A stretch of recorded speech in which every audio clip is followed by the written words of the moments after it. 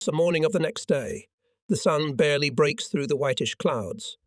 My car rushes along the steppe road along the Tater rampart, past the divisional infirmary, the park of traction means of our artillery regiment. The faces of oncoming soldiers are faded, haggard, their eyes faded. The last weeks had not passed for them without a trace. Many of them would not be recognized even by their parents and wives. Back in Germany, they must still be living in the old ways. They think that their sons and husbands, fresh-faced, bright-eyed and confident of victory, are rushing for. The car stops. I'm at the target. In front of the thatched-roofed house is a black, white and red striped box. The sentry takes his rifle on guard, and so dashingly that any lieutenant training recruits would be pleased. And so it should be, for here lives not anyone, but a German general brought up in the spirit of the old military traditions. What is done on the front line, what happens to the division? I don't care. The main thing is that the sentry knows his job. I'm going in. I'm met by the adjutant. Please undress. There's a shoe brush over there. Mr. General is picky. I take off my overcoat and follow the adjutant, reporting. My divisional commander rises from a desk piled with maps and letters. His figure is large, reminiscent of Hindenburg. He extends his hand to me favourably, almost fatherly. A semblance of a strictly measured smile appears on a face that speaks of great self-discipline. He points me to a chair and takes his seat. His pants, with their dark red bloody stripes, are stretched to the limit. As an old-school officer, he wears tight pants, the kind his ancestor must have worn at the balls of Frederick II. While I light the offered cigarette, a large plan of the city is spread out on the table. The general takes out of the right breast pocket of his uniform a monocle on a black silk cord and puts it in his eye. Then he looks at me again with an appraising gaze and leans back. Well, what's your battalion doing? Well, concern me operational, Mr. General.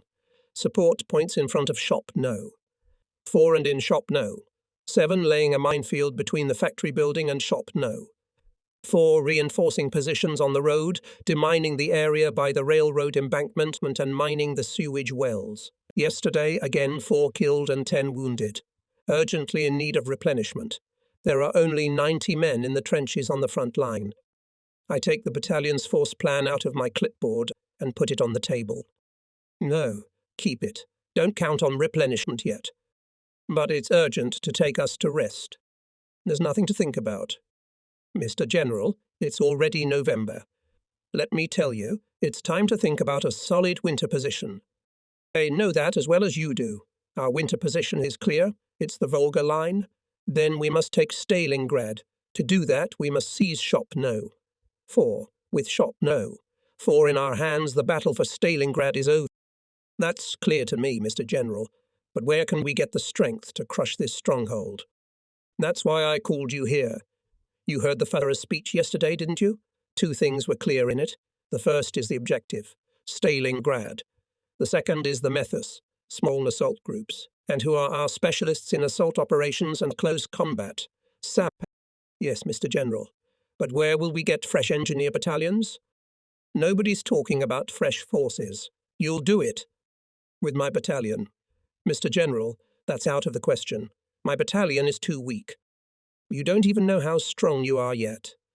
I'm giving you the Croatian regiment, the 2nd Sapper Battalion, all the division's infantry guns and the anti-aircraft battery. In addition, you'll be supported by our entire artillery regiment. And yet, Mr. General, it's impossible. My best sappers are dead or badly wounded, the very ones who could advance and know the terrain. In addition, I would like to draw your attention to the following.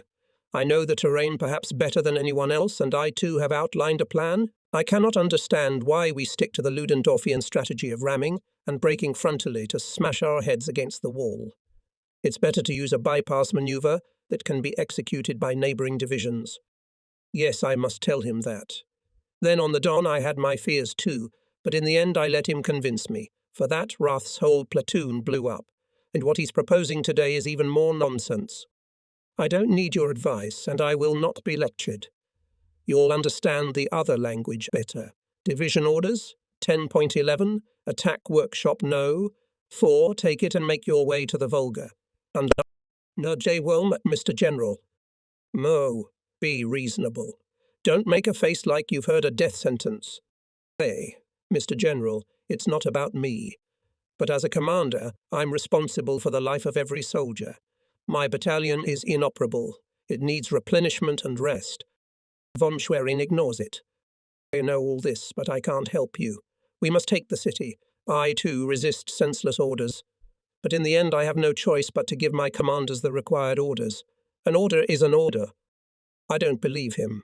Outwardly, he is a man of character, but in communication with his superiors, completely devoid of his own opinion. However, whatever it is, and I must step on the shop no. 4. We negotiate the most necessary things. With great difficulty, I achieve a delay in the offensive for 1 day. I need these 24 hours to establish communication, training, reconnaissance, and bring the battalion to combat readiness. I get assurances of maximum possible support. Maybe we'll succeed after all.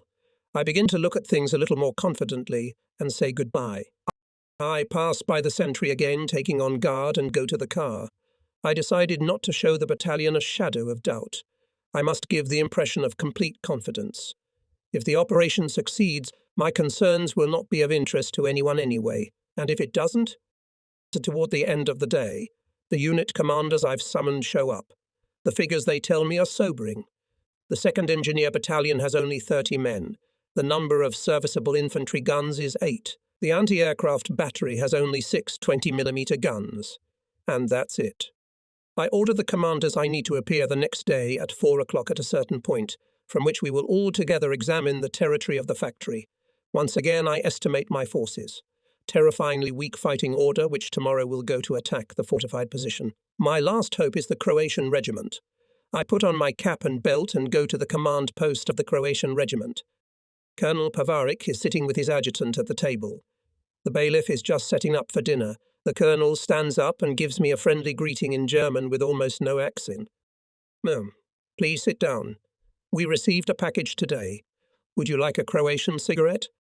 I sit down comfortably and begin to express my requests. The regiment is already in the loop. I find out that apart from the artillery division, there is only 1 battalion left of the whole legion, which numbered 5,000 men. It consists of 300 men. It occupies a position near the northern part of the territory of the factory. It's commanded by Major Breivikov. Contact him and give him your orders. I agree with everything in advance, says the regiment commander. Just leave me alone. I've had enough. I'd like to be in my Croatia now. That's what I'd like most of all. Anyway, there is no worthy task for me at the front at the moment. You see, and he shows me a volume of Nietzsche. I've taken up philosophy. And besides, I'm busy with awarding things now. Here, look, our orders are beautiful, aren't they? The colonel puts the pictures of orders in front of me, and with increasing enthusiasm begins to spread about his crosses and medals. I try to escape from this uncontrollable flow of words, still remaining within the limits of politeness. I succeed, and finally I stomp back to my room. I resent this colonel, his irresponsible behaviour, his indifference to his soldiers, his child's play. And such a man is the commander of an entire Croatian legion. I am beginning to doubt the principles of the so-called natural selection of the best. But, so it happens all these 3 years, the harsh reality of the war interrupts the course of my thoughts, does not let me think to the end. Damn it, only 300 men, 1 single battalion and nothing else. That's all I can count on, and who knows what state my units are in now. In the evening I sit with the commander of the 3rd Company for a long time. In front of us, the plan of the city, we discuss all the options. Fiedler is extremely pessimistic. No, it's no good. Don't rely on others. You can only count on our men, and think about what reserves the enemy has. Every dead Russian is replaced by 2 others. No argument there. That's why I oppose this offensive. It didn't work, and now we have to attack no matter what. And if we do attack, it's to keep the place quiet. But now I must convince Fiedler that we can succeed. That's right, Paul. The 815 method won't do anything here. We must find new ways. That's what you're saying. I think we've had enough of this method of warfare. What has it gotten us to? In the front line, a thin chain of fire, every soldier is a pearl on a string, and behind where we used to have reserves, there's a void. Shit, that's what it's called. You're right, Paul. But what's that got to do with us? I'm going to take Shop 4 with explosive charges. I'm explaining my plan to him. I'll throw 4 strong strike teams of 30-40 men each. Each is divided into an assault group and a guard group. I'm sketching a scheme, outlining the points of the offensive order. Artillery preparation by artillery regiment and guns direct support infantry should last only a few minutes, so as not to completely deprive us of the moment of surprise. Do not break into the shop through the gates or windows. We must blow up a whole corner of the shop. The first assault team will enter through the gap. Next to the assault team leaders are the forward artillery observers. Armament of assault groups. Assault rifles, flamethrowers, hand grenades, concentrated charges and explosive bombs, smoke candles. Gunned guard group has machine guns, automatic rifles, explosive charges and mines. The distance between both groups is 30 meters. The repulsed territory is immediately occupied and secured by Croatian units coming row second echelon. Fellow listens calmly. I explain on the schemes I show on the map. Finally he nods his head and says, "If a nut can be cracked at all, it is only this way." I must say that little by little I begin to believe in success. The main thing is the idea of blowing up the corner wall of the shop. It could be a win-win. What have you got in there? An order of attack? Just a rough outline. There's still a lot of changes to be made. Read it anyway. Well, if you want. But I repeat, based on tomorrow's intelligence, a lot of things will have to be changed. You'd better see for yourself. Fiedler reads. Offensive Order 11.11, 42. The enemy holds some parts of the territory of the plant Red October with considerable forces. The main point of resistance is the open hearth shop. Capture of this shop means the fall of Stalingrad. On 11.11, the 179th Reinforced Sapper Battalion takes over the shop. No. 4 and makes its way to the Volga. The immediate task is the southeastern side of shop. No. 4. The order lists the units involved in the offensive. Artillery support means reserve, delimitation lines, location of CP and dressing station, set light signals, etc. 7. I order the initial position to be taken by 3.0 deploy codename Martin. Paul undid the buttons of his uniform. That's a good sign. 3 o'clock in the morning. Tony hits the brake sharply. No, damn it, that was close. The car stops a few centimeters from the shell-shattered motorcycle. The motorcyclist is lying next to it. His helmet is lying 2 meters away. Fidea and I jump out of the car. At a glance, it's clear we don't need any help. His overcoat is torn and soaked with blood. We carry the dead man to the roadside, push the mangled motorcycle aside. In the greenish cold moonlight, the car sneaks through darkening lowlands, climbs steep slopes, bypasses fresh shell craters and rushes on. Ahead of us is the glow. This is Stalingrad. During the day it smoulders and smokes, at night it burns with bright flames. A huge cloud of suffocating cinders hangs continuously over the ruins. Soot is lying all around. This ominous cloud seems to warn every newcomer. Turn back, it's hell here. But our senses have already been dulled over the past weeks. We are already deaf to the voice of blazing fire and destruction. We look at the surroundings as if through some special glasses. What is close by, smoking ruins and dying comrades, it becomes blurred, loses its clear contours. Only a distance is clearly visible. Exit to the Volga and rest. We look like a toy train. It rushes blindly across the room, in spite of chairs, carpets and legs, until it topples over, having run into an insurmountable obstacle. We pull up to the white houses. Tony puts the car under the cover of a secure facade, where it is not viewed by the Russians. Let him wait for us here. We put on our helmets, take our automatic rifles and move in the direction of Red October. Over our heads machine guns are firing. "No sewing machine," says Berger. Suddenly it becomes as bright as day. A yellow torch flashes in the sky, illuminating the scorched terrain. The howl of an approaching mine. "No, take cover." A burst. One, another, a fifth, an eighth. The fragments are small, but enough to pierce the head. There's that nasty sound again. A few more bursts. The mortar raid is over. It's getting quiet. The flares are out too. I want to get up. That's easy to say. I'm almost buried, but I didn't even notice it. I shovel the ground, shake it off. Imig. They're all here. Imig is bleeding. He didn't have time to throw himself on the ground and was thrown by the blast wave. His nose and chin are broken. It'll heal before vacation. We're moving on without incident. Wait, who's coming? Dunkirk. We're at the infantry regiment CP. Is the lieutenant colonel in? Yes, he got back 10 minutes ago. I tell the others to wait in the cellar on the left, where the communications center is, and I go down a few steps myself. Wolf comes up to meet me, chewing on both cheeks. He has a piece of sausage in his left hand and claps me on the shoulder with his right. What a mess we've had. The Russians have broken into shop 2. Fucking pig shit. The Russians overslept. I just came from there. Everything's all right now, thank. He takes out a flat flask from his back pocket and takes a big gulp. Talking about the task at hand. Wolf's greenish face, greenish from sleeplessness, revives, his eyes glittering sly. He hopes that his regiment will be relieved. I ask Wolf to pass to the battalions the data of our intelligence and describe the place where lies his dead motorcyclist. Goodbye. Outside, my companions are already waiting for me. The night darkness has changed to dawn twilight.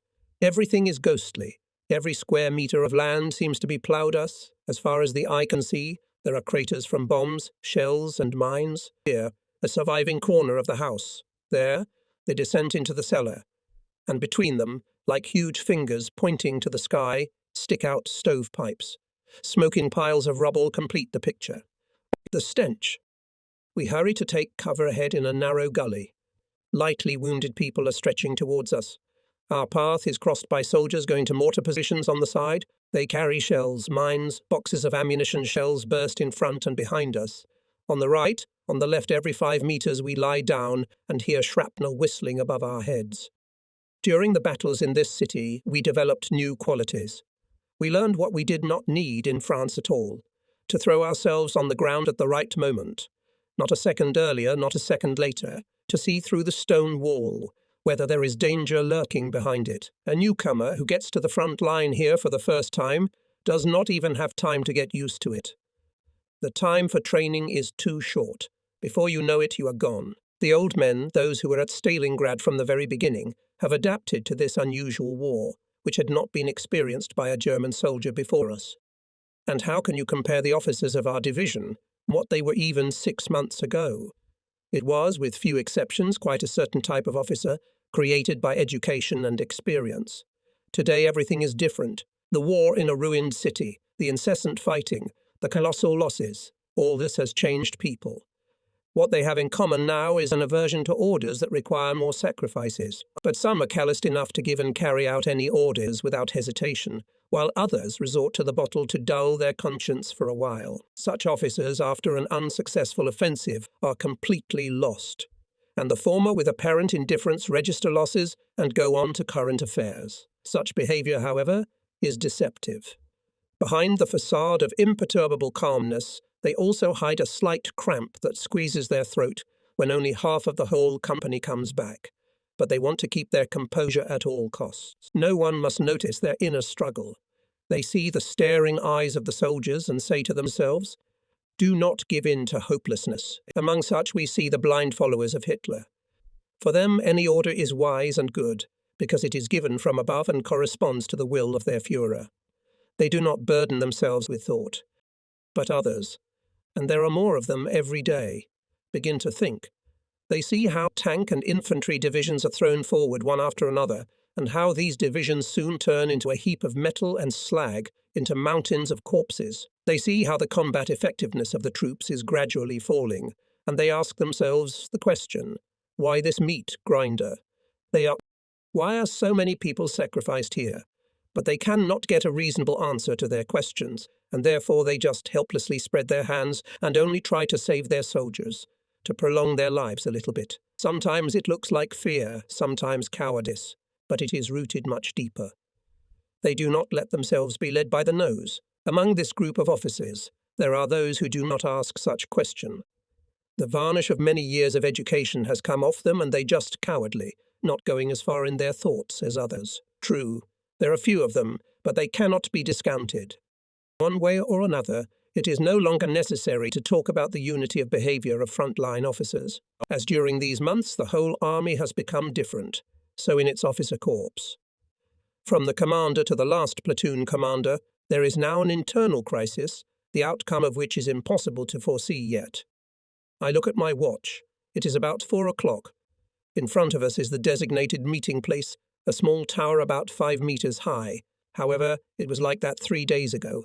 Now it's just a pile of broken bricks. All unit commanders have arrived, but we cannot inspect the area from here.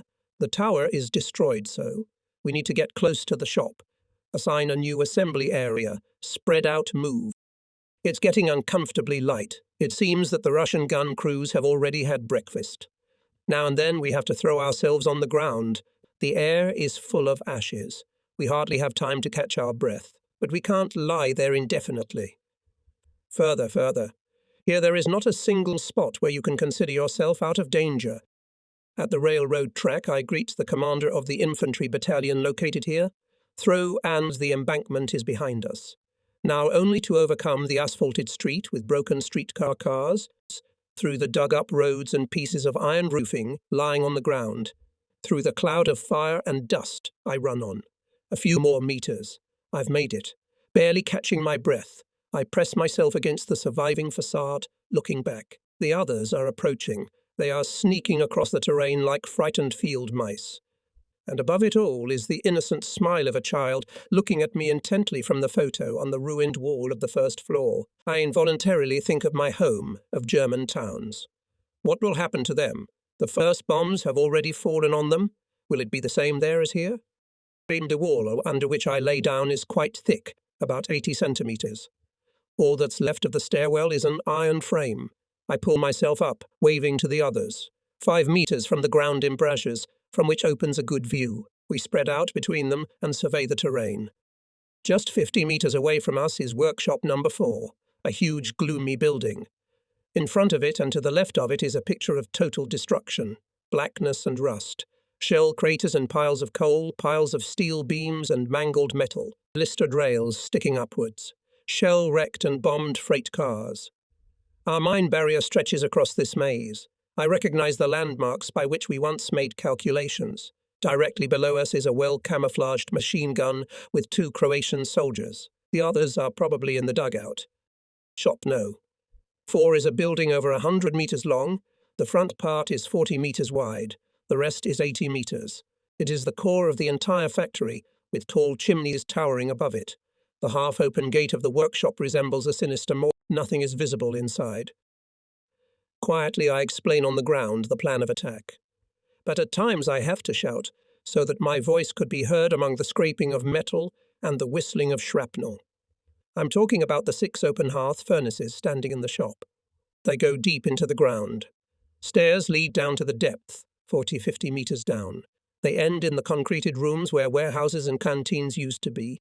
Perhaps from there is an underground passage to the Volga River. Probably in this way reinforcements, food, ammunition and equipment are delivered to the territory of the plant unnoticed by us. I turn to Field Fabor Fetzer, who is pressed against the wall next to. Blow up that corner of the shop, on the right. Take 150 kilograms of explosives. The platoon must arrive tonight, and in the morning the explosion will be the signal to launch the attack. Can you manage? Yes, Mr. Captain, I'll do it. I'm giving instructions to the others, showing the initial lines of attack. The order to attack remains essentially the same. Then we leave the inhospitable place.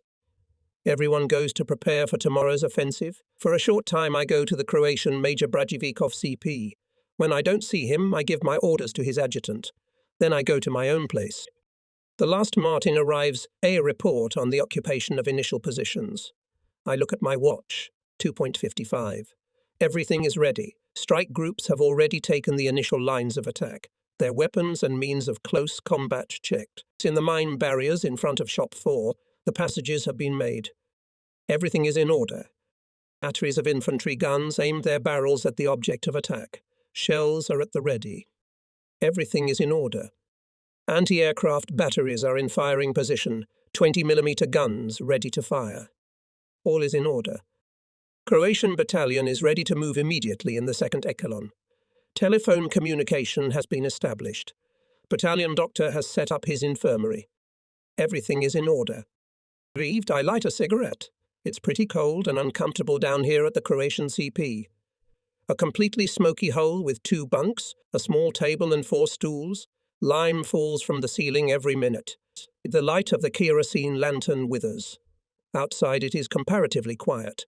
Only from time to time one hears the nervous rattle of machine guns. Between machine gun bursts the cellar is shaken by shell bursts, and we are covered with a layer of... But the cellar seems secure. Its reliability is guaranteed by Major Brudjevikov himself.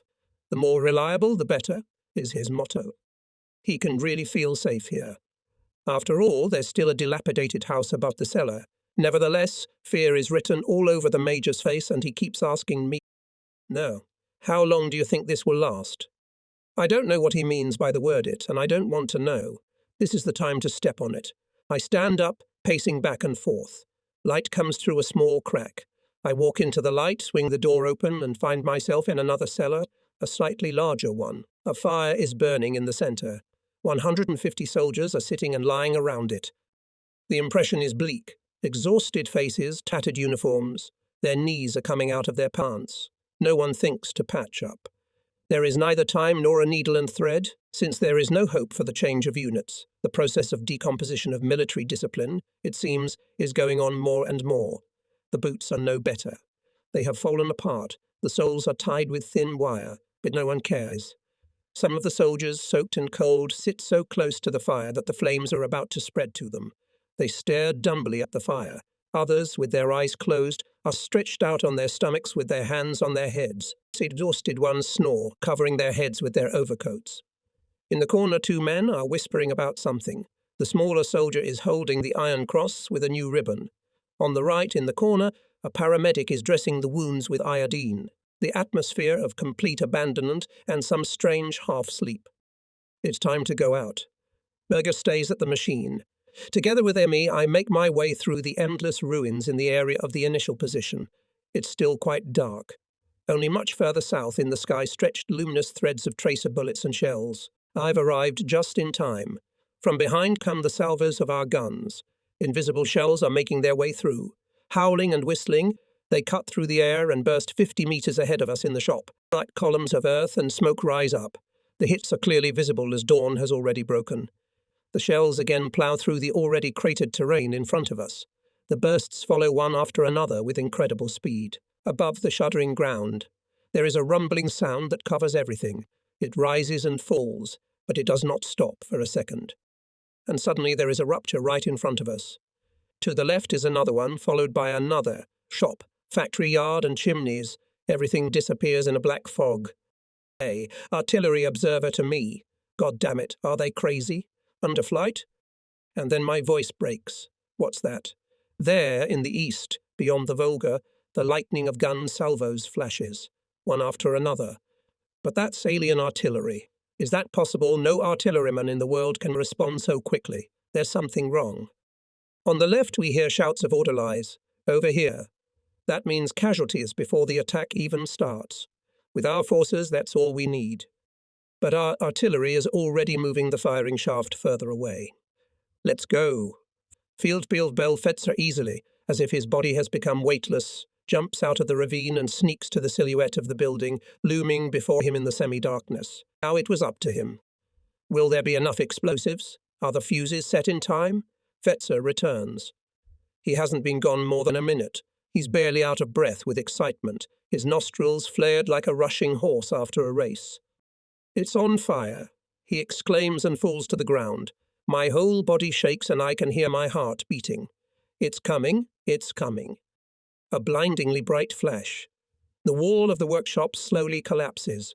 A deafening thunderclap bends everyone to the ground. A powerful blast wave sweeps over us. Shards of stones, bricks, pieces of metal and sheet iron fly. We are enveloped in a thick fog, grey and black. The smoke eats away at our eyes. You can't see a meter ahead. Into this cloud of smoke, overcoming the barriers, rushing assault teams. When the wall of smoke dissipates, I see that the entire right corner of the shop collapsed. Through a 10-meter gap, climbing over the newly formed piles of stone, the first sappers burst into the shop. I can see that to the left in the shop is already breaking through, and the second assault group, that the offensive in the open area is successful. The anti-aircraft battery took the roof under fire with tracer shells. At regular intervals support the attack with their fire-heavy guns. Now forward are moving forward groups of combat guards, and yet I suddenly feel a kind of desperate fear.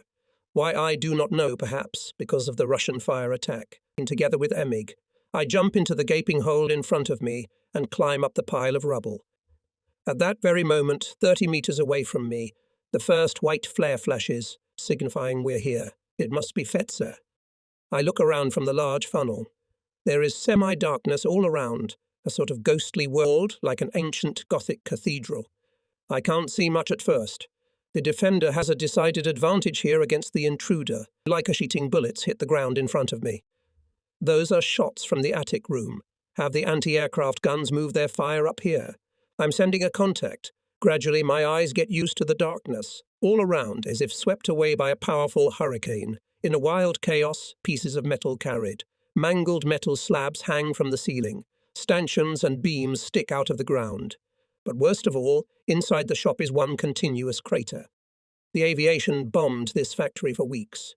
Squadrons of bombers, dive bombers and regular bombers alternated between them. Howitzers, cannons and mortars turned the place upside down. There wasn't a whole place left standing, above the black craters along and across the beams and bars. A soldier who is ordered to advance here must keep his eyes on his feet at all times, or he will get tangled up in this chaos of metal and hang between heaven and earth like a fish on a hook. Deep craters and obstacles force the soldiers to move in a crawl, taking turns balancing on the same beam. And the Russian machine gunners have already shot these points. Here concentrates the fire of their machine gunners from the attic and from the cellars. Behind each ledge of the wall, the invading soldiers are waiting for a Red Army soldier and throwing grenades with precise calculation.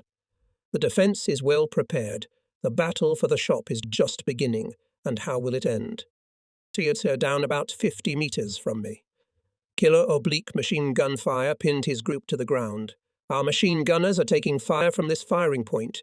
They fire their magazines with such rapidity as if they wanted to use up all their ammunition at once. The group jerkily moves forward. The echo of bursts rumbles. This is the beat of infantry guns. The rumble of explosive charges is getting stronger. The walls of the shop are collapsing. I jump out of my funnel. 5 steps, and the fire again forces me to lie down. There's a sergeant next to me. I push him, call out to him. No answer. I tap his helmet. His head hangs to the side. The distorted face of a dead man staring back at me. I lunge forward, trip over another corpse, and fall into the crater. Emig pulls me out. Across from me are conical pipes through which snipers are firing. We use flamethrowers against them. For a few moments, it's as bright as daylight within a 30-meter radius.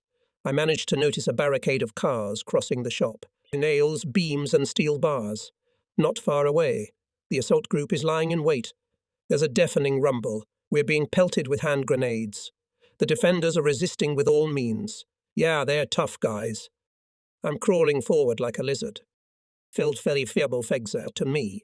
I shout with all my might. A few seconds later, someone falls on my back and immediately rolls aside. It's Fetzer. He pulls me to him in a flat recess. It's not moving. We can't take the shop. Half the men are already out. Epser, do you have enough explosives? Then punch a hole in the barricade. I'm on it. But what good will that do, Mr. Captain? Another 20 meters and I'll be left with 2 or 3 soldiers.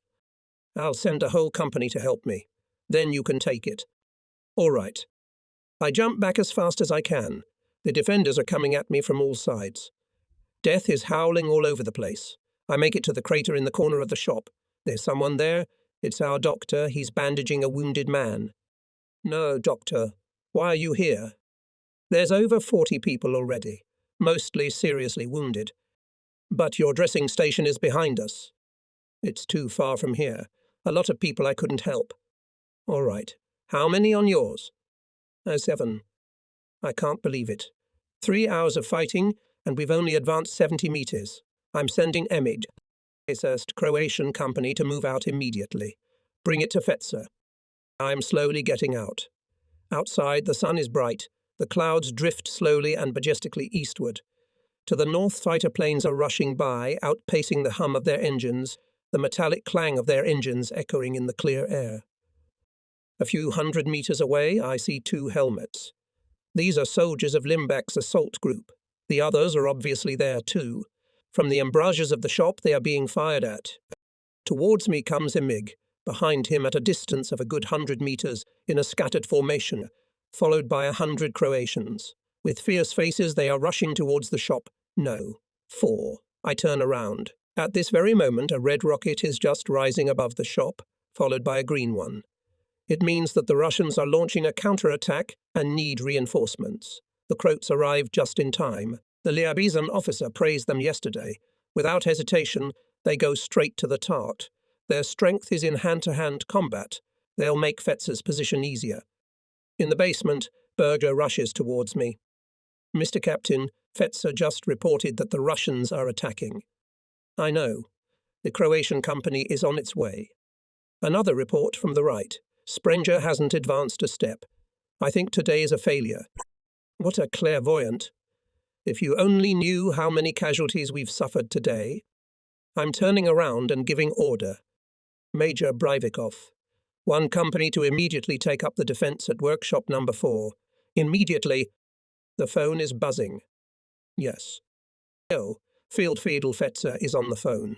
The Russians are attacking. I can't hold out any longer. Have the Croats arrived? That's right. But it's no use.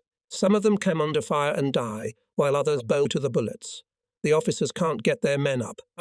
It's up to you on the spot. If you can't hold on, pull back.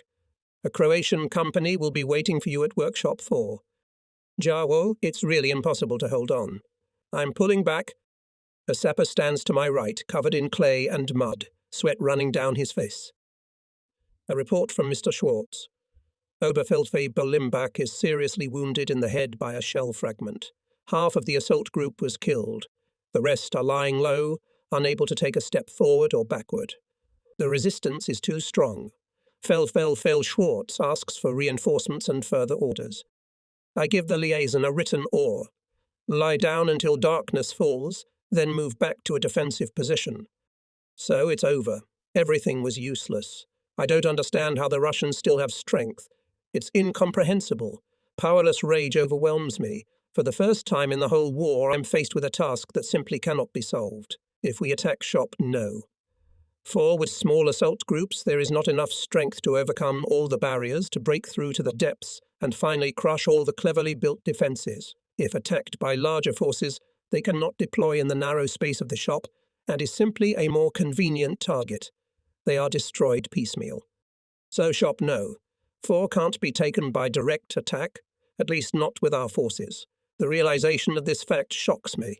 I've never experienced anything like this in all my campaigns. We broke through stable fronts, fortified defence lines, overcame water obstacles equipped with engineering, rivers and canals, took well-equipped pillboxes and pockets of resistance, captured towns and villages. We always had enough ammunition, oil, gasoline, explosives, smoke bombs, steel, pig iron, non-ferrous metals and rubber. And here, just before the Volga, some factory we can't take. It's a sobering blow for me. I saw how weak we are. I ask you to connect me with the general. In the meantime, I received a report from the doctor. 110 wounded have passed through his hands, including 60 only from MI Battalion and Sprenger's group. That's 50% of all those involved in the attack. Many had such wounds that they could not be taken to the division infirmary. The Croats have 30 men killed, 50 are lying at the dressing station waiting to be evacuated. The doctor himself is at the old place. I'm doing a quick calculation in my mind. The battalion began the offensive with 90 men. About half of them are wounded, 15-20 people killed. That means no more battalion. They won't give me any reinforcements. They call me to the phone. This is the Volga commander. Von Schwerin. So what is it? Are you really speaking from the Volga? I'm reporting to the general how the offensive went. I say it was impossible to take the shop by frontal attack. I report the losses. The general is angry. In a harsh tone of voice, he declares, "It doesn't concern me. The shop must be taken today. Is that clear? Mr. General, that's impossible." There's no such thing as impossible. You're a soldier and you should know that. Gather the rest of your group and prepare a new attack. It starts in half an hour. Mr. General, see for yourself. I'm in no condition to attack. Do you allow yourself to argue? I can't attack, Mr. General. At nightfall I'll come to you and report to you personally, as well as make new proposals. Here, the old man goes out of his mind. In a harsh tone, he lectures me over the phone about the art of war, tactical sense, and good tone. He's getting angrier and angrier. I put the phone on the table as I have no desire to listen to this explosion of anger. Let him tick the contact. Let him think that the connection is broken. I turn to the door.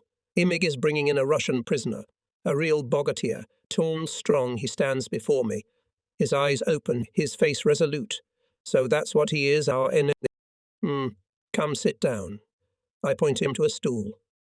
I don't understand, he replies, shrugging his shoulders. I call an interpreter. In the course of the interrogation, it's as if a veil falls from my eyes. It turns out that at the very moment when we launched the attack, the Russians wanted to start their offensive. Several companies were already at the starting line. They crossed the Volga during the night and concentrated in their shelters through underground passages. So then the Russians have reserves. The immediate objective was the white houses on the outskirts of the city. Nothing more, nothing less. Now it was clear to me what that artillery fire was this morning. Russian artillery preparation. It's nothing supernatural. Russian casualties are high too. I was amazed at the certainty of victory with which the Russians spoke. No last spasms of defence, of course, and not in the past, even though Volkish Abielbakta and writes about it every day. Yes, there's something wrong here. The prisoner was taken to a neighbouring room, and he began to warm himself by the still burning fire. And I began to discuss with Berger our situation here in Stalingrad. Then we quietly moved on to the position of the German army on the entire Eastern Front, and thus unexpectedly invaded the sphere of politics. For what would our ally think of us? The time is ticking. Fetzer returns, followed by other unit commanders. The result is devastating. More than half the soldiers are dead or badly wounded. The dead could only be carried out partially, as the enemy continued to pursue. Now the shop is again completely in the hands of the Russians. The situation is like the day before. Schwarz's group is still lying down and will only be able to withdraw as darkness falls. Nothing more terrible can happen today, as the Second Croatian Company has taken up a reinforcing defence in front of shop. No. 4. I give orders to withdraw and assemble, and then, together with Imig, I climb out of the basement. We take one last look at the industrial giant and through the ruins. Through the piles of stone we sneak back. It's already dark. We don't say a word. We get into the car with relief. The driver looks at me questioningly from the side, but doesn't ask me anything. You can tell by my face. To the division headquarters. The car starts. Everyone is thinking about their own things. Such a day is not easily forgotten. I reproach myself for attacking, although I was against this operation. What of the fact that the Russians suffered losses? Every night fresh forces come from across the Volga, despite our artillery, despite our aviation. The Russians are fighting on their own soil, and we are a few thousand kilometers away from Germany. The Russians have suffered losses, but have held their ground. It's a victory. It boosts the morale of their soldiers. And what will my soldiers think after a couple of setbacks like that? Winter's coming. What will become of us if we don't advance? And why, indeed, can't we advance? My head explodes with thoughts. That's enough for today. Razgurievka. I nod to the sentry who took on guard and ask to report me to the division commander. I enter.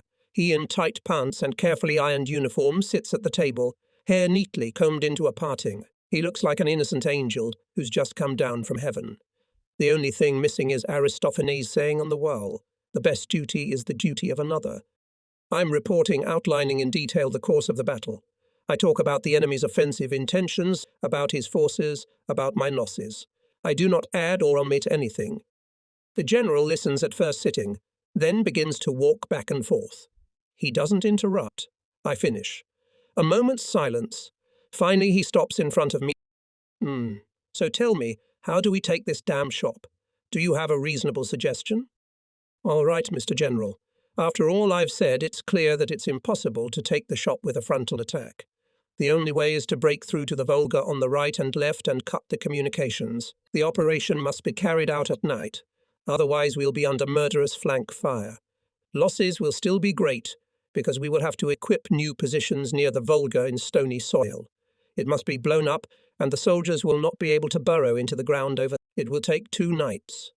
Mr. General, I think this is the only way.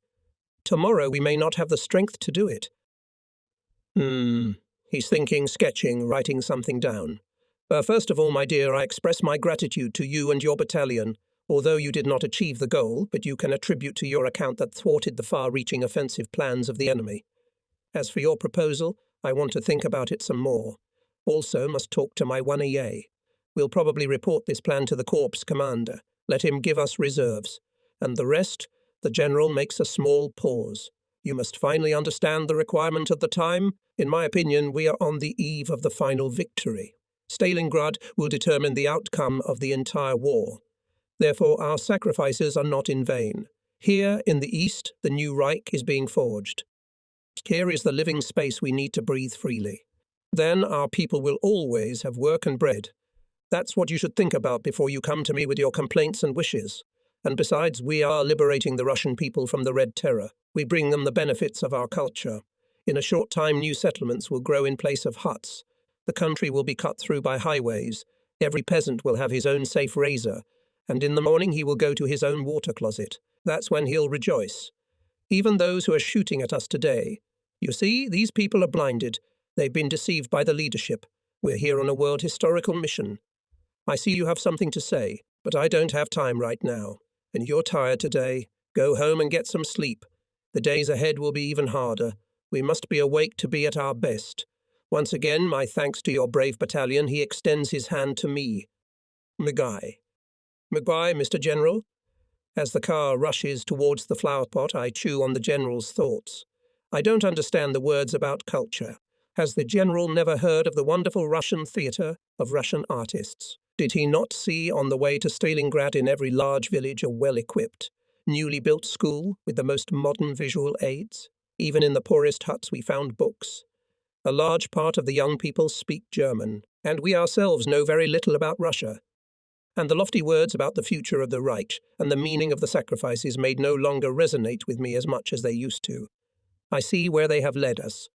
And in the homeland many have already grown distrustful of the leadership. The days of defeat make us all the more reflective. Me, anyway.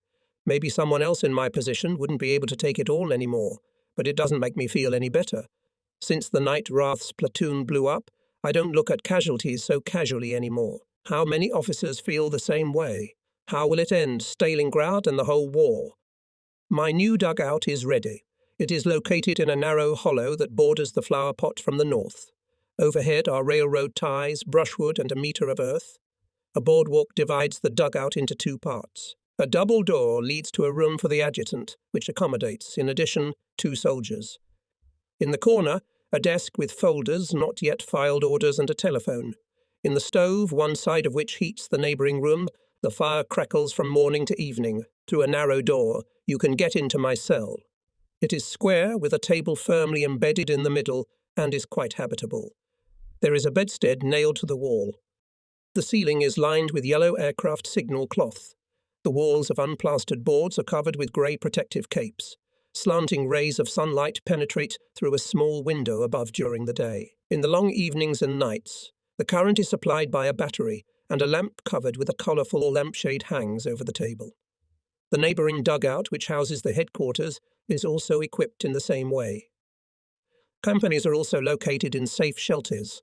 They have long realised that here to winter and vigorously undertook the work, saving in advance everything that may be useful to them for the construction of dugouts, especially when they were doing construction work in Razgulyevka. Painted in protective colour radio receiver, brings music, reports the latest news from the front and from Germany. In Africa things are bad. October 23, the 8th British Army went on the offensive at El Alamein. Field Marshal Rommel had to retreat. Tobruk is already in British hands. Reports follow one after another. The landing of the Americans and British in northwest Africa captured the ports of Casablanca, Oran, Algeria. The enemy completely seized Morocco and Algeria. With these official reports, our mood is not getting better. We are sullen, embittered, preoccupied with our own affairs, talking only about the most necessary and urgent, and even then with great effort keeping calm. We are dissatisfied with ourselves and with everything that has been happening in the last few days.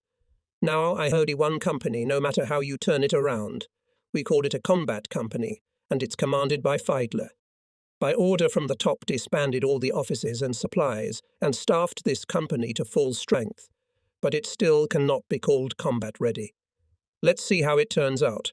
Filfibelov and non-commissioned officers are still enough, so maybe something will work. The rest of the transport platoon, as before, is in the nursery.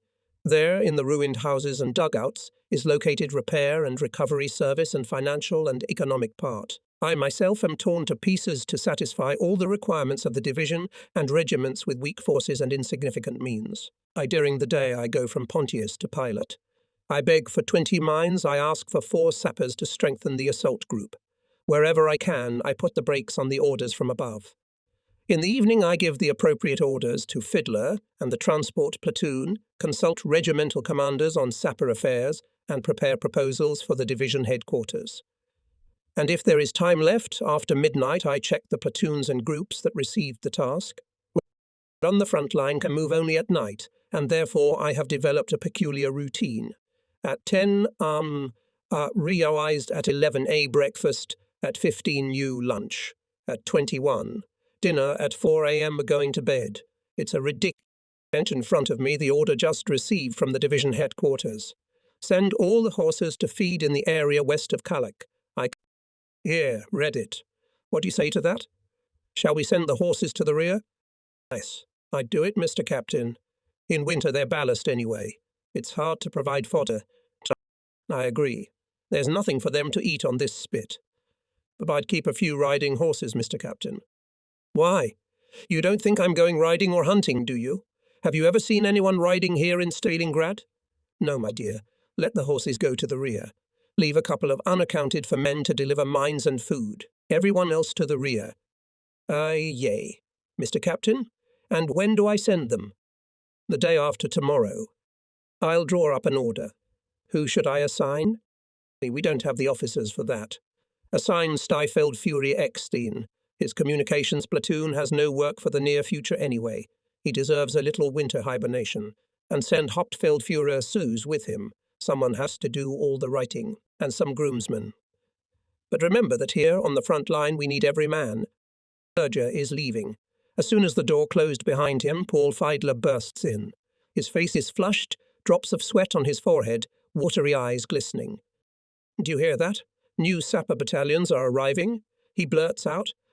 His words sound like a circus fanfare. In his voice, triumph and faith. What battalions? I really have no idea. They arrived yesterday. They're sending the strongest battalions from everywhere. In the Crimea, on the Don in the north, they're loaded onto cars or airplanes and sent straight to us. To Stalingrad. They're already here. Now it's going to work. I just heard from the infantry. I can't believe it. And yet it's true. Tomorrow is the first attack, I think. The tennis racket, and then Red October and all the rest, the leftovers. I wish it were like that, and with such speed. I remember the storming of Shop, no. Understand, exclaims Fiddler. You 5 full battalions, sapper battalions.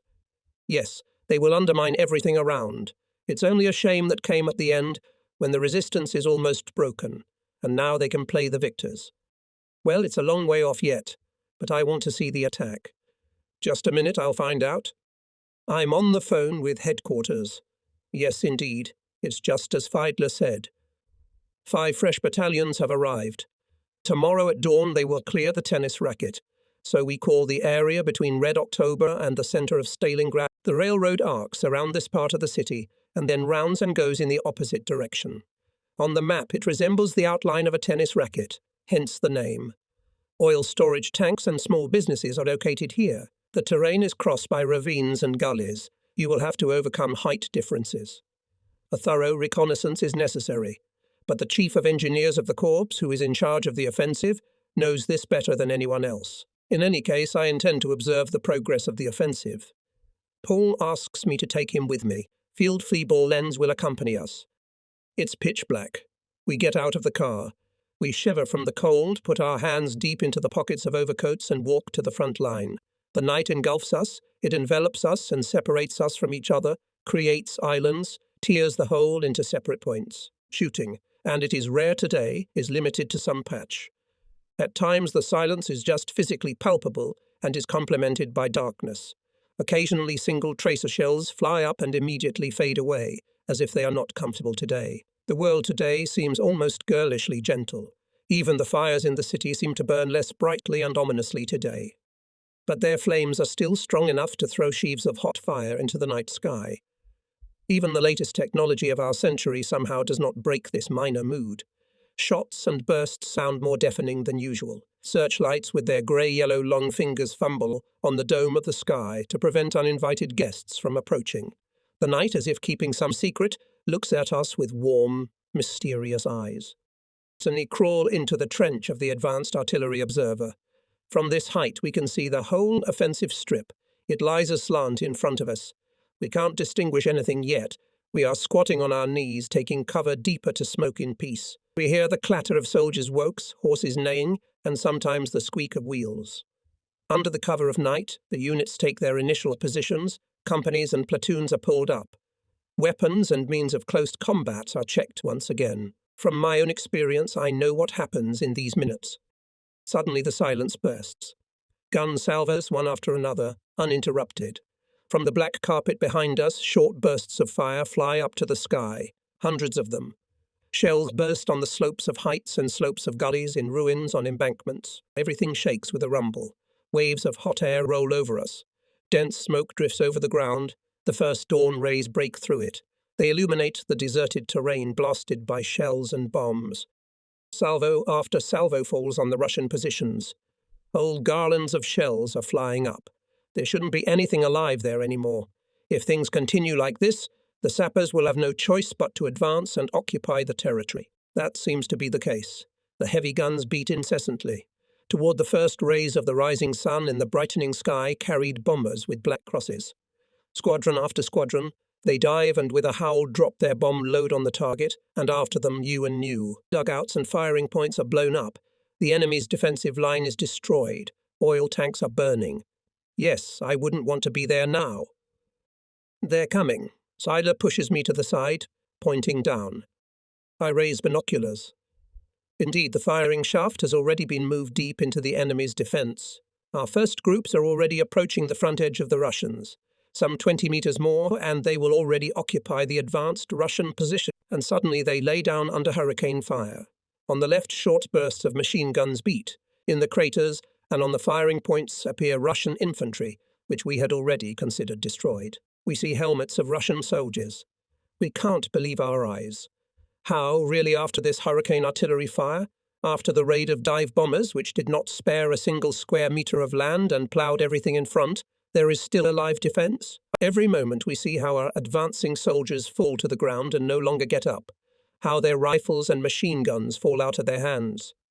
But our units down there are still able-bodied. The gaps are immediately filled, and new soldiers, replacing the fallen, continue to go on the attack. No, the Russians cannot resist this superior force. The Russian line of defence has already been broken through here and there, in ever new places, cut to pieces. Separate wedge-shaped blows manage to capture metre by metre. The attack is breaking up into separate pockets. The threat of private encirclement forces to close the front of the offensive.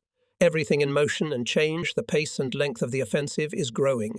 Railroad embankment complicates matters, but the flamethrowers and direct fire pierce the gap and here. The trembling enemy do not give a moment's respite. Here already the advanced groups have overcome the embankment. All efforts of the enemy are in vain, even where his defence is based on favourable terrain. The front line is falling apart. Ours are moving forward. They've already passed halfway. I put down my binoculars and wipe the sweat from my forehead. It's hot, and even hotter. The companies are moving forward as if on a formation, attacking as they were taught. They should be strong enough to get through here to the Volga. Then by tonight we'd have taken a good chunk of it. Now the units descended into the ravines to break enemy resistance there as well. The heavy guns have opened a barrage of fire from all their barrels to prevent the enemy from bringing up reserves. Infantry guns and mortars also beat. The offensive strip was almost empty. Folds of terrain have swallowed up the soldiers. Pillars of smoke rise from bursting explosives and burning tanks. The flames are already licking the edge of the ravine. Everything is playing out as if behind the scenes. I am waiting for the units of our second echelon to appear, to reinforce the attackers and secure the captured territory. But behind still no one. The wounded are being dragged rear, the medics are carrying stretchers. Why does not move at least that regiment? On the section of which the offensive is taking place, the emptiness of the battlefield worries me. In the ravines, things seem to be going slowly. Judging by the sounds and smoke, our units are stuck. Machine guns and rifles are raging below. Now we see the Russians running forward through the barrage, running and disappearing into the folds of the terrain. It's reinforcements. The counterattack we fear so much is about to begin. The noise of battle is already increasing, but there's no movement on our side behind us. Not one company, not one battalion, no reinforcements. Nervously, I light my cigarette. Fiddler looks down into the ravines and only curses gloomily. You're shitting yourself. We wait in incredible tension. After all, now must decide the outcome of the fight. Minutes, quarter of an hour, half an hour pass. The time seems like an eternity, and the invisible battle is still boiling below. But at last movement becomes visible. A soldier jumps over the edge of the beam. German, he's running back. Aha, probably a liaison with a message. But no, another, a third, a fourth. They're all running back. Behind them are some sappers. So we're retreating. It's time to put the bulk of the battalions into action, but nothing like that is happening. 2 or 3 minutes more, and the first helmets of Russian soldiers are already visible. The Russians are gradually accumulating, forming into groups, pursuing the haphazardly retreating sappers. Where are the rest of the forces of the 5 battalions? Are the retreating groups really all? Is that all that's left? The Russians are now approaching the original position. They open the same hurricane artillery fire on them as in the morning. The infantry regiment is beginning to move as well, and the advance of the Russians ceases. Only in isolated places do attempts continue. The lines are consolidated, frozen. It's like before the attack, like yesterday, like a week ago. What's this obsession? Am I dreaming this whole battle? 5 fresh battalions went on the offensive. 5 battalions fought like at home on the training ground. And the result? Most of them killed, some wounded, the rest defeated, smashed to smithereens. It's an enchanted place. No matter how hard you try to take it, you run into granite. If they don't throw whole divisions here, we'll never reach our goal. Silent, depressed, gloomy, we set off in the direction of the flower pot. Fiddler mumbles something about Pyrrhus, about grandiose initial successes, about victories won at the cost of death. It's the same here in Russia, even in the smallest battle. My God, shut up at last. I'm tired. Doesn't he see? This is not the time or place to flaunt my education. I have other things on my mind. What's happening to me? Today I'm so worried about the loss of other men's battalions. Until now I thought that my sad thoughts were due to the fact that I knew the dead personally. And now, and then there's Fiedler and his high-minded speeches. What good are such apologetic comparisons to us? What's the use of these excursions into history? And what's going on here probably can't be compared to any other war or battle. Maybe the Battle of Verdun, but that was fought over fortified forts. This is fought over stairwells. Get the hell out of here with your clever speeches. They're useless here. What we've been taught isn't useful here, it won't help us. It's all a thing of the past. It's best to read about it in a field hospital when the nurse brings you a novel. Our relationship to each other is defined by something else entirely. Whether I can rely on the other, whether he is a decent guy, whether he will not leave me if I am wounded. That's what matters. When I sleep, I know my neighbour is there. When I attack, I know that he will bring a box of ammunition and remember to bring hand grenades. My life depends on it. Everything superfluous, everything that is not absolutely necessary at the front, we threw away. Only that which preserves and prolongs our lives is of value here. For example, instinct, it is it that tells you when to take cover. It is it that tells you to go this way and not the other. It prevails over reason. He who senses the storm in time is worth more than he who has a head full of wisdom. A razor-sharp mind is useless here. You don't need it to give orders, much less obey them. Pauses save us from insanity, and our widespread indifference and superficial attitude spares our nerves. How can we find a place in normal life with such qualities? We live only today, perceive only what is in front of us, swear, resonate, scold our general and Hitler, go to the CPT to one and listen to the speeches of the other, because one is the division commander and the other is the supreme commander. I studied chemistry. Starting an experiment, I knew what should come out of it, and here we throw everything into the flask and, of course, everything goes to hell. No one knows if the lab itself will blow up. I'm not going to give Fiedler a lecture, am I? He's as disappointed as I am. But I can't help myself from pulling him back to reality. but I'm trying to convince myself. I'm trying not to show it, but I can't help but feel it. Shut up about Pirose and his victory, Paul. You keep those truisms to yourself. I'm hungry, that's more important. Let's pick up the pace. As you wish. I don't know how you didn't think about it. You just saw them trying. I did. I thought about it too. That's enough. I want a rest. Fiedler keeps muttering something, then we walk in silence. My head hurts. Yeah, we fucked our heads against the wall today. It's a desperate situation and we're in the middle of it. Soldiers and officers from the Army and Air Force are crowding the flower pot. There are so many all-terrain vehicles, limousines and open cars that this godforsaken height has never seen. Cars of all colours, from blue to red and from black to white, winter camouflage. On them are command flags of all calibers and colours. Next to the tiny flags of the commanders of regiments and battalions, black, white and red standards of the commanders of corps and divisions. Even the Chief of the General Staff of the Air Force, Colonel General Jeskonik himself, arrived. These gentlemen don't seem to need caution. Such an accumulation is clearly unwise. One single airplane could do a lot of damage. A few artillery salvos. And this entire fleet of vehicles can be sent to the scrap yard and the survivors of the transport of dead and wounded. The higher generals are apparently unaware that the Russians also have observation posts from which they can see this lovely encounter. Most of the time, artillery raids take place as soon as some god of war in a red or white overcoat manages to depart safely. 2 days ago, there was such a case. The commander of a neighbouring division arrived. He had no time to leave an artillery attack. 4 dead in the fighting company. I heard how the soldiers were indignant. It's a familiar story. As soon as they show up with their tinsel, we have dead men. The reason for today's visit is unclear to me. Paul assumes they're making a newsreel. To find out what's going on, we sneak forward. An air captain explains to me what's going on. This is one of the officers accompanying Jeskonek, who, together with Richthofen, flew to the nursery this morning. You want to know what's going on here? A breakdown of today's offensive. Nothing more. The Luftwaffe Chief of Staff was personally in charge of the dive bomber groups. Today was going to be a decisive day. We all believed in it. There was not a minute to lose. After all, nothing can be done here for a long time. Can't you tell me why? Because the main air force is being withdrawn. It's a dangerous situation in Africa. So what? Let them take them from somewhere else. We need every airplane here. That's true, but mind you, we're not very rich in aircraft. All the airplanes, down to old crates, are being thrown to the African front. You see, we took almost all the air transport units from Russia, not considering the strained situation. There was no other way out. And why, may I ask? To transfer new divisions to Africa.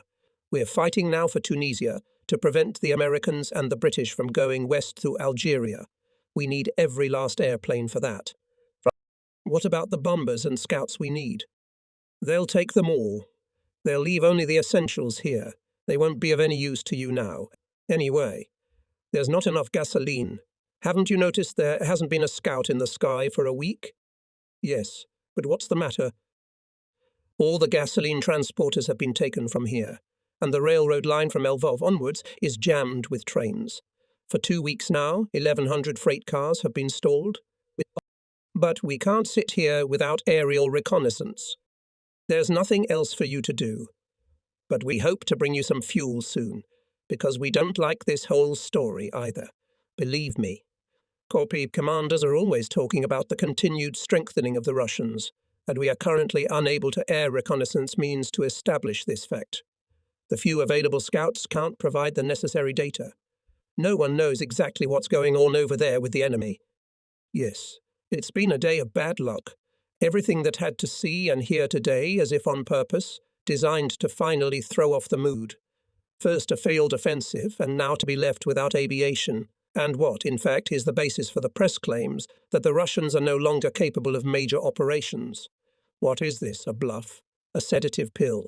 A few more days and snow will fall, and the command is still wandering in the dark. Last winter must have taught him something.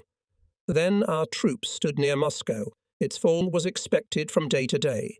The situation for the enemy was more than critical. And then a sharp turn, completely unexpected for both the general and the common soldier. Why? because they underestimated the enemy, thought that he no longer has the strength for a major operation. And what was the reality then?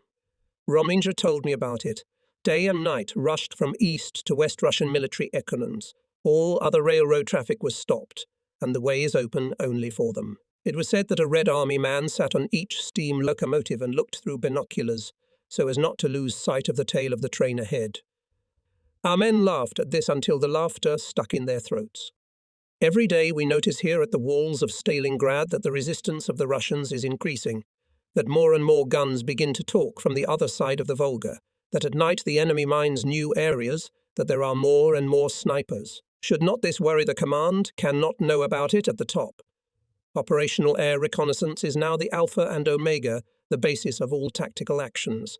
And just at such a moment, no planes, no fuel. Yes, compared to our command, even the most desperate player in Monte Carlo, going all in, the most careful man who puts on the right card. Toward evening, I am called to the division commander. He is very serious and listens attentively to my words. Nods, agreeing, recognizes, understands. Here he leaned over to the map of the situation lying in front of him, with blue and red lines and tactical signs. Usually he tries to give the impression of a young, trim general, but today he looks 10 years older. The harsh facts seem to have overwhelmed him. His voice is tired, muffled, his lips are dry. He speaks uncertainly. Now and then he grabs a glass of water, and it is not clear why he is like this.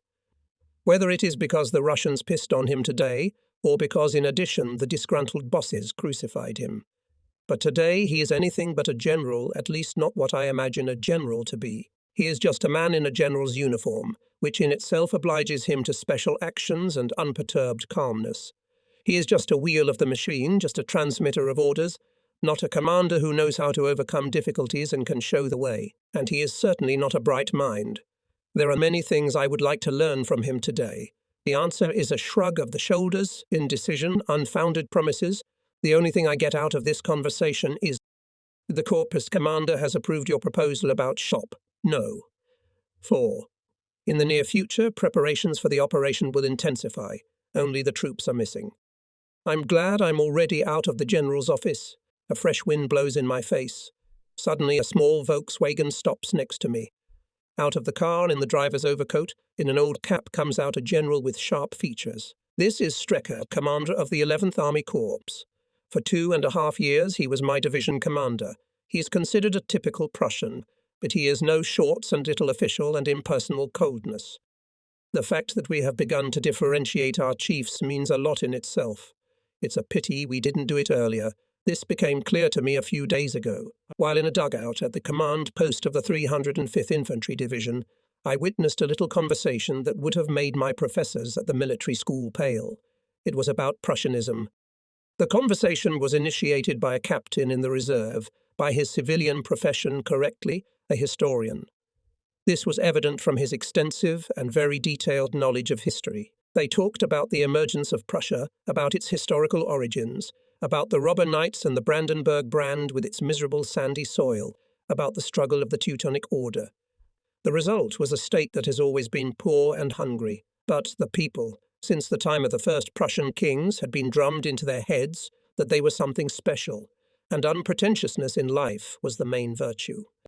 And then this grey-haired man with the epaulets of a captain pointed out the consequences of this development, the arrogance and insatiable greed of the Prussian rulers. He quoted Fontaine, who at the end of the last century had called the Prussians a nation of sea robbers who made their pirate raids on land. Such a heated argument ensued as I have never seen in an officer's circle. Thank God, there was not a single 200%er around. Otherwise the conversation could have ended badly for its participants.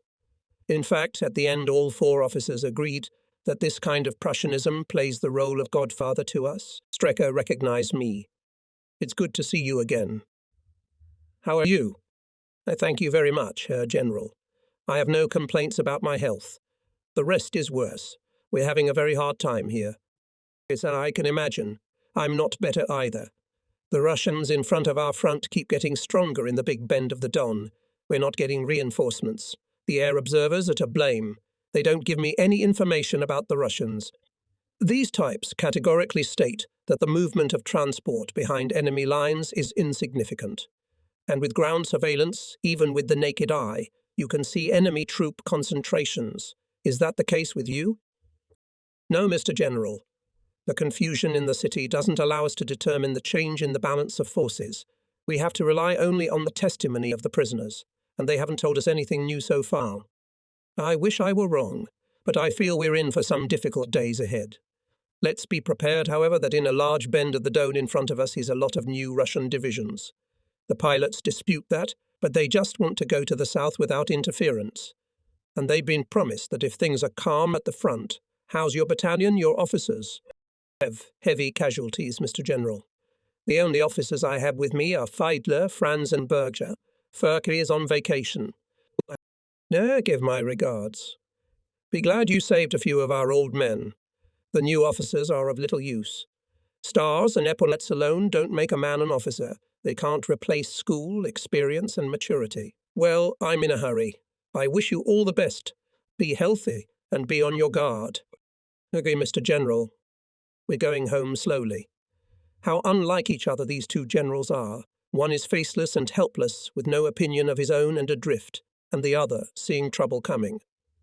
Preparing to meet it acting, whether he will be able to defend his opinion convincingly enough before Paulus, I don't know. Stricker correctly assessed the new officers, but this applies to soldiers and non-commissioned officers. A few days later, the first snow falls, and soon the whole area is covered with a white carpet. Sinkholes, ruins, all the wounds caused by the war and reminders of it are hidden from view by the white shroud. The broad plain, which has been a battlefield since August, becomes light and uniform. Here we attacked day after day, again and again. Neither loud speeches nor newspaper articles helped us. Winter finds us in the same position as last year. Again there is no lull on the fronts. Again the objectives have not been achieved. Again there are no equipped winter positions. And won't it end the same way as last winter? When you stand in front of the dugout and look at the white, dreary plain, involuntary goosebumps run down your back. Snowflakes are swirling, falling on your head and shoulders, and it seems that they lay a heavy weight on you. My heart is clenched with heavy forebodings. My thoughts return to the last winter, to those many thousands of soldiers who were left lying that winter in the vast snowy fields of Russia, and about whom it was reported that they were missing in action, although we all knew that many of them froze.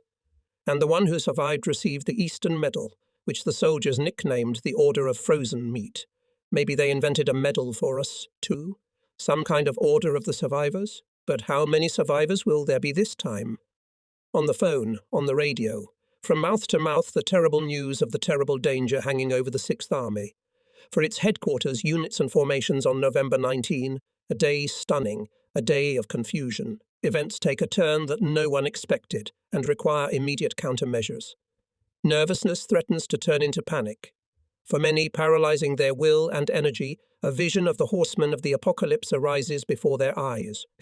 I'm standing in the dugout of the Chief of Operations of the division headquarters. Tonight's airplane bomb blast here blew out the windows and blew out the stairs. With a concerned face, Lieutenant Colonel extends his hand to me and, after exchanging a brief greeting, explains the situation. She is an assigned to city, and waiting yesterday finally were refueled with gasoline reconnaissance planes. They immediately flew out for reconnaissance. The data was amazing. North of the Don detected the approach of an entire strike army with tanks and cavalry divisions. A few bombs dropped by the scouts hit the target, but, of course, could not cause much damage. The headquarters of the Sixth Army immediately appealed to the higher command for help, but it was too late. This morning there was a disaster. Here, Lieutenant Colonel pointed to the map. You on the section Kletskaya Serafimovich. The enemy managed to realize a deep breakthrough. Exactly on the Romanian section, which has a pathetic anti-tank defense. At the moment there is fighting everywhere, so there is no clear picture, and the final conclusion cannot be made. Troops have already moved in to eliminate the breakthrough. I know that. Let's hope they succeed. Then we'll see what's next. Army Group Command will help us. That's clear. For our division, everything remains the same. Continue to equip the occupied positions, strengthen them and hold them at all costs. Everything remains the same for us. It says very little, in fact nothing. Do you know, my dear fellow, what it means? It means that we will have to continue to sit under the ruins of the ruined city, in cold cellars, in dark workshops where we have to huddle together because there is almost nothing to heat us. The furnace is rarely heated, besides it attracts the howling death that will extinguish it and our lives. Everything is the same means to live without daylight for many weeks, when only at night, occasionally, you can breathe fresh air, look at the cold silver moon and the blue snow. But the brutal frost, penetrating to the bone, forces the cave dwellers to go back down into the protective bosom of the earth. Winter uniforms have not arrived, and the ordinary ones, which are completely unsuitable for winter, have already turned into rags. They are no good. They cannot even serve as a moral remedy against frost. And we should still rejoice and thank God that everything remains the same. To lie in the steppe with a rifle in our hands now, when everything is covered with ice and snow, when tanks with a red star, those T-34s that strike fear into us, are approaching poorly equipped field positions, no, it is even worse. Therefore, we'd better hope that everything will really stay the same. Even without fuel, without warm uniforms, we'd better burrow one more floor deeper. That's what I thought on the way back. Tomorrow, with its harsh reality, is knocking imperiously at the door. What this reality will look like, no one knows. But an ominous premonition arises in my soul, and again doubts that do not give me peace. As if in a delirium, I hear the words, "This can't go on. Fiedler said them weeks ago." But the general answered into the telephone receiver, "The situation will soon improve." Not far from the flower pot, I met a cross-country car. There's an officer next to the driver. This is Oberleutnant Markgraf from the 24th Panzer Division. He only waves his hand and shouts at me. No time. I'm on my way to an important reconnaissance. I still manage to persuade him to come for a minute to my dugout, which is located very close by. There are a lot of people in the front room. Officers, Hauptfeldwebel, and a few non-commissioned officers in a semicircle around the adjutant. They attack him with all sorts of questions. The wildest rumours are reported. If even half of them were true, our last hour would have already come. I bring some comfort by telling you about the information I've just received at division headquarters. Some believe and calm down. Others see me off with incredulous glances as I walk with the Margrave into the next room. Yes, what I have to hear now is the least suitable to put me in a triumphant mood. Perhaps a funeral march would be more appropriate. The troops intended to liquidate the breakthrough, about whom the chief of the operational department of the division headquarters spoke, are not fresh forces at all. They came from the rear. They were taken here at our place, near Stalingrad, where the front is already so thin that it is about to tear. The 24th Panzer Division is gathering today all available motorized units, everything that is on wheels and can roll at all, to stop the enemy's advance from the direction of Kletskaya tomorrow. Only the hastened motorized infantry and the bulk of the division's artillery are left at the positions. And the rest, the 24th Tank Regiment, the 40th Anti-Tank Division, Anti-Aircraft Division and Artillery Division, is intended to participate in the counterattack. The situation is similar in other divisions. The Margrave himself was ordered with his AT guns tomorrow to arrive in Kalak to the bridge over the Don. There will be the CP of his division commander. Everything else is still unclear. I am, so to speak, the advanced reconnaissance detachment of our forces, sent to discover the best way to Kalak, says Markgraf. But the snow has completely changed the situation. Yes, the Russians chose the right moment for the attack. On the one hand, the snow helps them, and on the other hand, we are now so exsanguinated that we can allocate only a small force to contain them. Just don't be frightened, and we'll manage somehow. If the Russians do manage to get through further, well, let them. If they get away from their troops and supply bases, we'll hit them there. Hey, that's great optimism. But you'd better not miscalculate. Think of last winter and think of the current battles in the city. They've taught us a thing or two. Whatever. I'll take 30 guns with me. This is Paul Markgraf, the man about whom his soldiers say he wants to take Stalingrad alone. We haven't known each other very long, but his frank manner, which disposes to trust, quickly brought us closer together, so I can tell him my concerns. He too sees things in a less than rosy light, but ultimately believes in the offensive spirit of his soldiers, while underestimating the harsh enemy. I tell him that the day after tomorrow I will also be in Kalak and perhaps I will drop in on him. He jumps up. It's time to go. In the air ringing with frost under the low-hanging winter sky, his car rushes westward. Anxiety and nervousness pervade the army. All conversations and telephone conversations revolve around the same topic, the Russian offensive. In the dugouts, dizzy from rumours, eyewitness accounts and all sorts of reports, as rheumatic old women by the pain in their bones in advance foreboding the approach of a thunderstorm. So pulls and breaks and the wounded body of the army. November 20 begins with a new snowfall. The clouds hang quite low, almost touching the earth with their grey clods, and the white blanket enveloping it rises even higher. The wind is sweeping mountains of snow. The drifts are already up to the windows, skidding the doors. The snow threatens to cut us off, to wall us up in shelters. The enemy is striving for the same thing. Already in the early morning, reports are coming in that make us fear the worst. The locally limited fire in the northeast is taking on wider and wider proportions. And south of Stalingrad at Lake Satsa, a new breakthrough.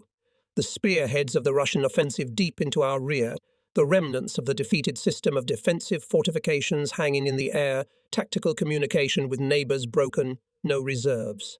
Troops are waiting for instructions and help. They cannot help themselves. They are too weak. Meanwhile, Russian columns are rushing forward, breaking through gaps, take prisoners, take trophies and move on. How far? Where? The blow in the direction of Kletskaya is clearly aimed at Kalak. In the south, the front of the 20th Romanian Division has been broken through. The 297th Division has withdrawn its flank. Now the way for tanks is open here as well. If they will move in the same direction, it means that this operation has as its goal Kalach. Today, and away from us, are finally leaving a larger force. Their task is to prevent the realization of these plans of the Russians. In addition, somewhere behind must be and reserve divisions. After all, the Army Group headquarters, it's not a circle of wise in the droughtedly took the necessary measures in advance. In the drawer of some desk is probably already lying pre-prepared response to this Russian strike, and the necessary troops are on the way. However, if the Russians manage to break through to Kalak from the north and south, we will be surrounded. It would be, so to speak, a real cauldron. The Russians have never organized such a thing for us during the whole war, but no matter how hard it is, we can't turn a blind eye to it. The defense lines are broken, and Kalach is no longer protected.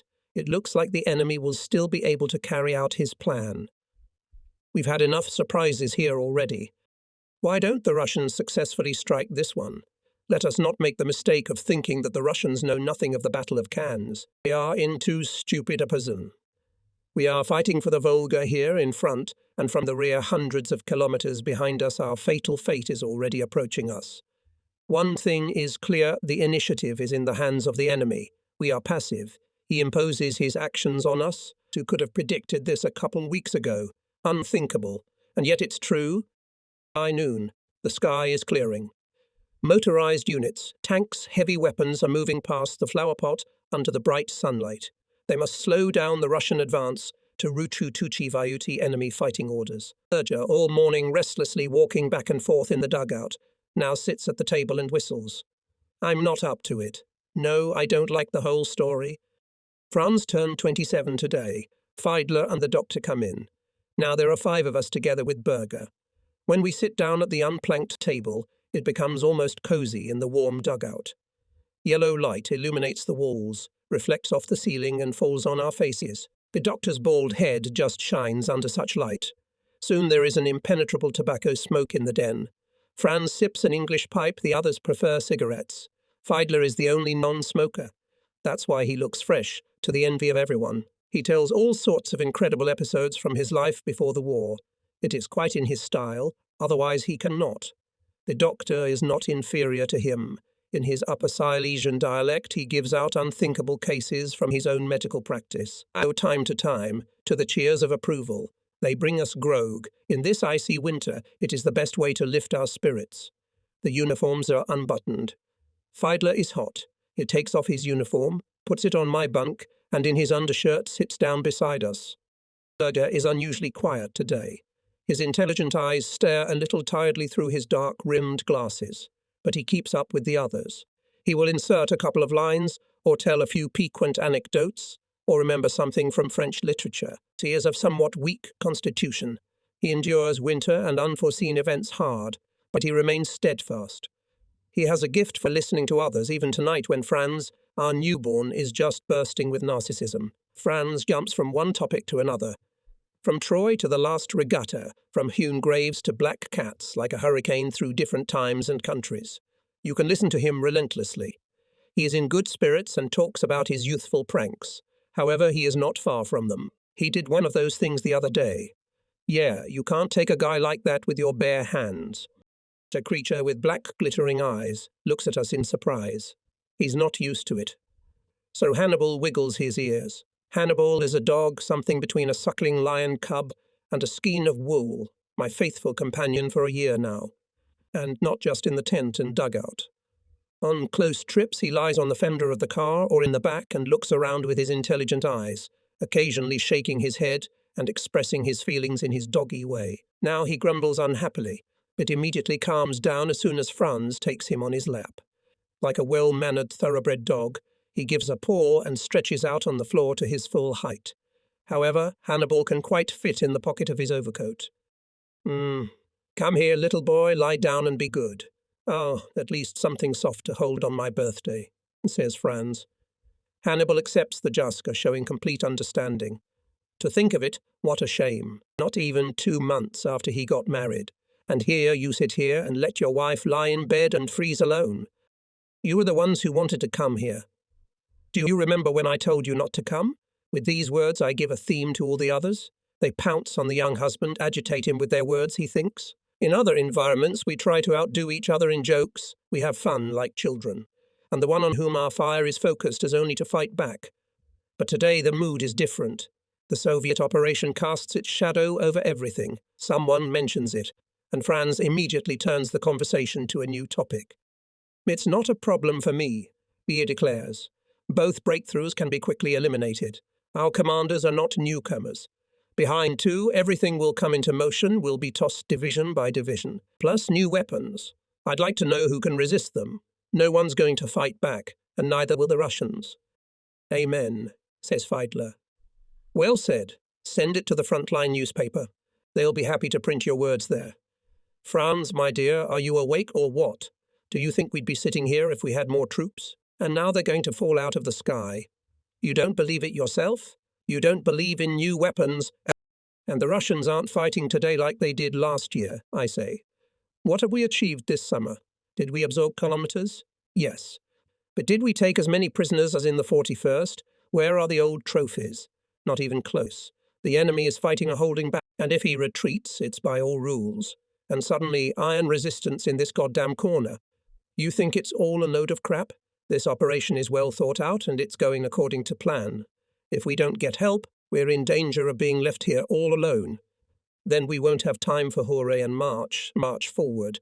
It'll be time to give the command, prayer helmets off. Believe me. Berger can't take it. Mr. Captain sees everything in too gloomy a light. After all, up until now it was us who dictated the course of the war. Why should things change now? Whatever you say. Our command wants to trap the Russians. Everything is going according to plan. Did you come up with such a crazy idea? Because this year we've had too few prisoners and equipment in our hands. So the OK sat down and came up with this plan. Open the front line, the enemy's equipment and troops will rush into the hole, and the more the better, and then the front will slam behind us. Take the whole army. Look, Berger, you're out of your mind. It's nothing like that. Remember how we clung to every meter at Serafimovich. Those were the first Russian attempts to establish a bridgehead. How we were suffocating from weakness, from lack of reserves. Do you really think that the balance of forces has changed so much in our favor that we can afford to play cat and mouse? That's exactly what I think.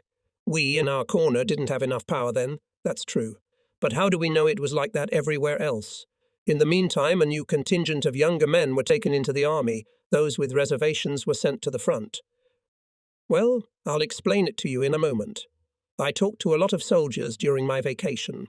It's like our situation everywhere. This year was simply a command and staff exercise. Look at the Caucasus. Do you know how many men were supporting the northern flank? A single company of scooter riders, which covered 100 kilometers. They laid a couple of mines here and there and did patrol and reconnaissance in small groups. That's what it looks like. And you're talking about large forces. It's a miracle things have gone more or less well so far. But someday there has to be a collapse. The others aren't stupid. We're the only ones who believe that we were doing the big thing with Rommel, etc., etc., etc., etc., etc. It's all talk. Even if we reached the Volga, we'd still never see West Asia, a utopian goal, a fiction of those who make the mood. We should have realized that the Russians would not let us go one step further. Still, I will not give up my opinion. One must see the other side. Gradually the reserves are running out. Maybe this is the last attempt of the Russians. They know it well and have scraped together what they have in the rear. We must end the war at some point. How else can we achieve this, unless we destroy the enemy's equipment and manpower, and so that the Russians will get the spirit out of us? Then they'll calm down, and if we finish with the Russians, the English alone will not be able to fight. That will be the end of the matter. I think the war will last another 2, maybe 3 months. No more than it won't last that long. The play will be over by Christmas. We'll return to Berlin, on horseback through the Brandenburg Gate, and the girls will run after us. That'll be a feast, exclaims Franz. Do both of them really think so? How can we understand it? And is there any point in arguing with them today? Maybe we've all had too much to drink. But then Fiedler enters the conversation. Give him some cold water. Let's talk sense. The Russians have broken through behind us. They're advancing every day. Our troops still haven't arrived. And at a time like this, you declare with complete conviction that we'll be out of the war by Christmas. Well, you can't take that seriously. The war will last so long that the 5 of us won't live to see the end of it. We're all exhausted to the limit. We'll be killed the day after tomorrow. That's my opinion. That's why I don't bother thinking about peace. If it goes the other way, so much the better. Well, a pleasant surprise. After this speech, Fiedler is fortified with grog. He hasn't said so much at one time in months. And I, too, think we'll never see the end of the war, I say. But not because we'll all be killed before then, but because we have. We don't have the strength to knock out the Russians. And neither, of course, do they. So here in the east, it's going to be a protracted positional war. I imagine that somewhere we'll build a strong eastern rampart and withdraw behind it. Let the others break their teeth then. Let every German serve in the east for 2 years. It will be a harsh education for our youth. Don't you want to sit here in winter positions if you have to? No, we've had enough. We deserve a little rest. Maybe the doctor will stay here voluntarily. I wouldn't think of it. It's been a long time since I've been home. My patients are probably already being treated by other doctors, some asthmatic. He's been studying for 3 or 4 years and has managed to evade military service. Will take away all my practice and treat my patients to death. I had already gotten used to the idea that I would have to start all over again. But I'll never be lured out of my home again, not even by a golden mountain. Franz is still not happy. He's waiting for the doctor to finish speaking. One thing you have forgotten, he exclaims, the Führer. How cleverly he has been able to achieve his goals so far, and always at the right moment. I am firmly convinced that he will succeed here in the East. The Russians will one day falter. Think of the England-Russia controversy. There's a lot of money to be made in that. These words pour water on Berger's mill. He excitedly adjusts his horn-rimmed glasses. You completely discount the personality of the Führer. Everything is inextricably linked to him. Think of it, the introduction of universal conscription, Austria, Czechoslovakia, the Berlin-Rome axis, the 3-power pact, the elimination of unemployment. Isn't that enough? And then the war. We marched triumphantly across Europe, and now we keep our heads down. The whole world envies us for having such a man. As long as he's at the head of the Reich, we have nothing to fear. Of course, he makes mistakes sometimes. I can't argue with that. He's not God. But on the whole, things have always gone forward. Berger, you says Fiedler. You cannot learn that here you are not the editor of the newspaper. For years you have been repeating these eulogies in the newspaper, and then you yourself believed in them. You have seen for yourselves in great detail what nonsense it all is. Giant targets and a pathetic bunch of soldiers, not enough at the front or in the rear. The man's gone rogue. What do we need initial successes if we can't hold on to what we've captured? And then comes the big question. Was it right to start the war in the first place? Now Berger and Franz together attack Fiedler.